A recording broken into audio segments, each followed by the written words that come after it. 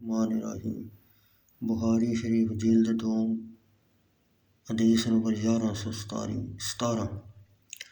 حضرت انس بن مالک رضی اللہ تعالیٰ عنہ نے کہا، جب رسول مکرم صلی اللہ علیہ وسلم مدینہ منورہ تشریف لائے تو عوامی مدینہ نجد کی جہت والاوالی مدینہ اور تہامہ کی جہت سافلی مدینہ کہلاتی ہے میں قبیلہ کے پاس اقامت پذیر ہوئے جس کو بنو عمرو بن اوف کہا جاتا ہے۔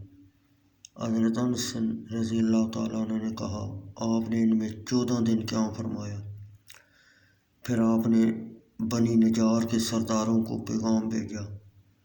حضرت انس رضی اللہ تعالیٰ عنہ نے کہا، نبی نجار کے سردار مسلح ہو کر آئے۔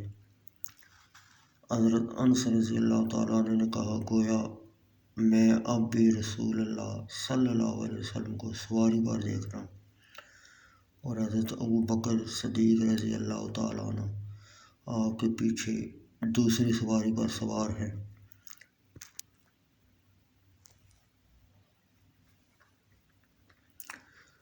حضرت ابو بکر صدیق رضی اللہ تعالیٰ عنہ آپ کے پیچھے دوسری سواری پر سوار ہیں، اور بنی نجار کے سردار آپ کے ارد گرد ہیں، حتیٰ کہ حضرت ابو ایوب خالد بن زید بن کلیب انصاری رضی اللہ تعالیٰ عنہ کے گھر کے صحن میں نزول اجلال فرما ہوئے۔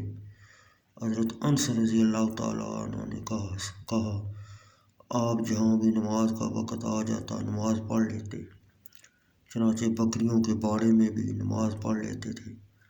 حضرت انس رضی اللہ تعالیٰ عنہ نے کہا، پھر آپ نے مسجد کی تعمیر کا حکم ارشاد فرمایا اور نبی نجار کے سرداروں کی طرف پیغام بھیجا۔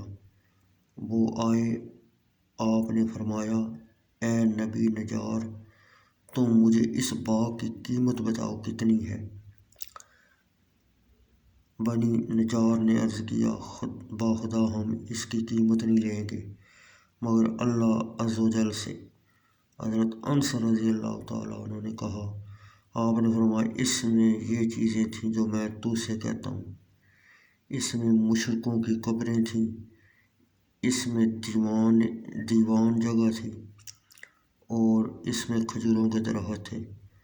رسول اللہ صلی اللہ علیہ وسلم نے مشرکوں کی قبروں کے متعلق حکم دیا تو وہ کھدوا دی گئیں اور ویران جگہ کو برابر کر دیا گیا اور کھجوروں کے درختوں کو کٹوا دیا گیا۔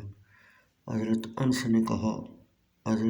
رضی اللہ تعالیٰ عنہ نے کہا، صحابہ کرام نے کھجور کے درخت مسجد کے قبلہ میں سیدھا کر کے رکھ دیے۔ حضرت انس رضی اللہ تعالیٰ عنہ نے کہا،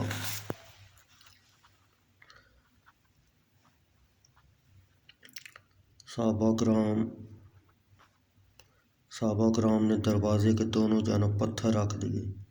حضرت انس رضی اللہ تعالیٰ عنہ نے کہا، وہ ان پتھروں کو اٹھا کر لاتے تھے اور یہ رجز پڑھتے تھے، اور رسول اللہ صلی اللہ علیہ وسلم بھی ان کے ساتھ یہ شعر پڑھتے تھے، اے اللہ، بھلائی صرف آخرت کی بھلائی ہے، اے اللہ انصار و مہاجرین کی مدد فرما۔